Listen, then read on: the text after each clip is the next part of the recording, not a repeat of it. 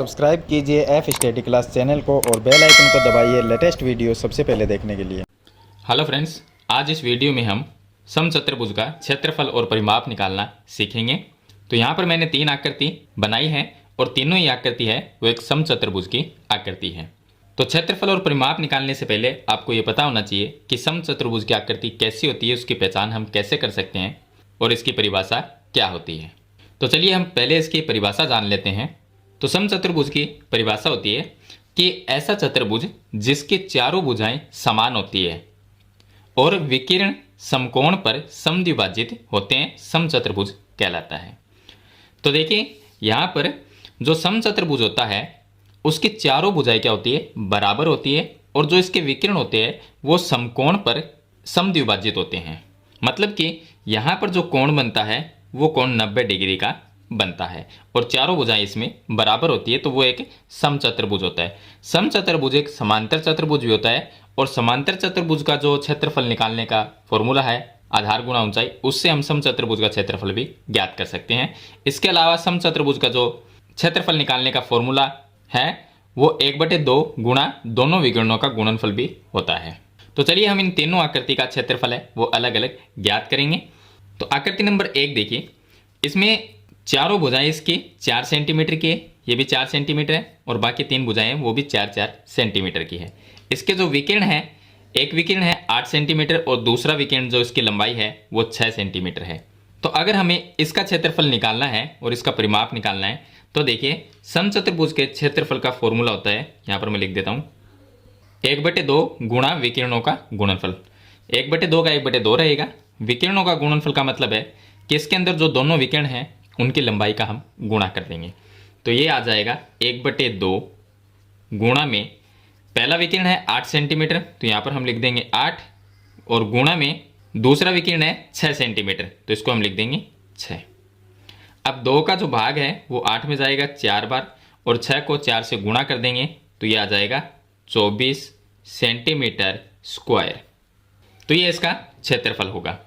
अगर इसका परिमाप निकालना हो तो देखिए कोई भी आकृति है उसका अगर परिमाप निकालना हो तो अगर वो त्रिभुज है तो तीनों भुजाओं का योग कर देंगे, अगर वो चतुर्भुज है तो चारों भुजाओं का योग कर देंगे, अगर उसमें 4 से ज़्यादा भुजा मतलब 5 या 6 है तो सभी भुजाओं का जो योग होता है वो उसका परिमाप होता है।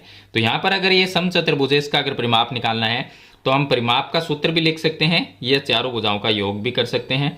तो परिमाप बराबर होगा 4 गुणा में भुजा। तो 4 की जगह 4 रहेगा, भुजा का मतलब एक भुजा की लंबाई को गुणा करना है, तो ये आ जाएगा 4, और गुणा में इसकी एक भुजा की लंबाई कितनी है, 4 है, सभी सेम ही है, तो यहाँ पर लिख देंगे भुजा की जगह 4, दोनों को गुणा कर देंगे तो ये आ जाएगा 16 सेंटीमीटर, ये इसका परिमाप होगा। चलिए आकृति नंबर जो 2 है वो भी आकृति 1 जैसी है। उसके विकिरण की लंबाई है एक की 9 सेंटीमीटर, दूसरे विकिरण की है 8 सेंटीमीटर, और इसके जो भुजाएं हैं उसकी लंबाई है 5-5 सेंटीमीटर की। तो अगर इसका क्षेत्रफल निकालना है तो हम लिखेंगे क्षेत्रफल बराबर में 1/2 गुणा विकिरणों का गुणनफल। मतलब एक विकिरण 9 सेंटीमीटर है तो ये आ गया 9, गुणा दूसरा विकिरण 8 सेंटीमीटर है तो ये हो जाएगा 8। अब 2 का इसमें भाग दे देंगे, 4 बार चला जाएगा, 9 को 4 से गुणा कर देंगे तो ये हो जाएंगे 9 चौक 36 सेंटीमीटर स्क्वायर, ये इसका क्षेत्रफल होगा। अगर इसका परिमाप निकालना है तो यहाँ पर हम लिखेंगे परिमाप बराबर 4 गुणा भुजा। तो 4 की जगह 4 आ जाएगा, और गुणा में एक भुजा की लंबाई है 5 सेंटीमीटर तो ये आ जाएगा 5, दोनों को गुणा करेंगे तो ये आ जाएगा 20 सेंटीमीटर, तो ये इसका परिमाप होगा।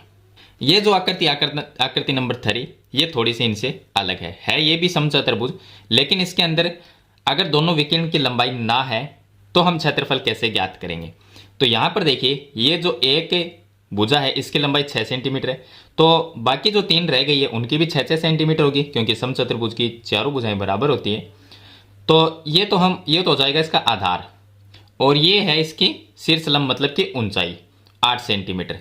तो शीर्ष लंब दिया गया है मतलब कि ऊंचाई दी गई है, और इसमें आधार है। अगर 2 चीज़ हमें मिल जाए तो हम क्षेत्रफल ज्ञात कर सकते हैं। समांतर चतुर्भुज का क्षेत्रफल ज्ञात करने का फॉर्मूला आधार गुणा ऊंचाई है, उससे ये भी हम ज्ञात कर सकते हैं। तो इसका अगर क्षेत्रफल निकालना है तो हम लिखेंगे क्षेत्रफल बराबर में आधार गुणा में ऊंचाई। अब आधार इसका 6 सेंटीमीटर है तो इसकी जगह हम लिख देंगे 6 सेंटीमीटर, गुणा ऊंचाई इसकी 8 सेंटीमीटर है तो ये आ जाएगा 8 सेंटीमीटर। दोनों को गुणा कर देंगे तो ये आ जाएगा 48 सेंटीमीटर स्क्वायर। क्षेत्रफल हमेशा स्क्वायर में निकलता है, तो इस तरह से हम क्षेत्रफल ज्ञात कर लेंगे। अगर इसका परिमाप निकालना है तो परिमाप का सूत्र होता है 4 गुणा भुजा। भुजा इसकी है 6 सेंटीमीटर, 4 गुणा 6 लिख देंगे, 6 को 4 से गुणा कर देंगे तो 24 सेंटीमीटर इसका परिमाप आ जाएगा। चलिए अब मैं लास्ट में आपको एक बात बता देता हूं। ये जो क्षेत्रफल निकालने का फॉर्मूला है 1/2 गुणा विकिरणों का गुणनफल, इस फॉर्मूले को किस किस तरीके से लिखा जा सकता है। तो देखिए, एक तो ये तरीका है 1/2 गुणा विकिरणों का गुणनफल। एक दूसरा तरीका ये होता है 1/2 गुणा पहला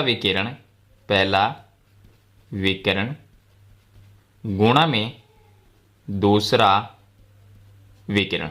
इस तरह भी इस फॉर्मूले को लिखते हैं। और एक तरीका और है जहां पर ये लिखते हैं तो वो हो जाएगा विकिरणों का गुणनफल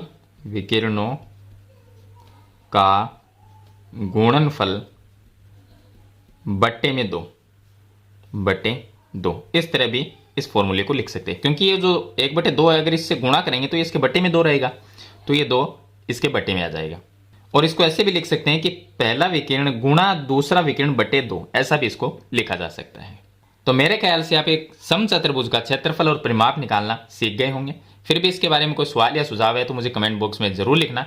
वीडियो पसंद आए तो इसे लाइक और शेयर जरूर कर देना। इस चैनल पर नए तो सब्सक्राइब करना। हम मिलते हैं नेक्स्ट वीडियो में, तब तक के लिए थैंक यू।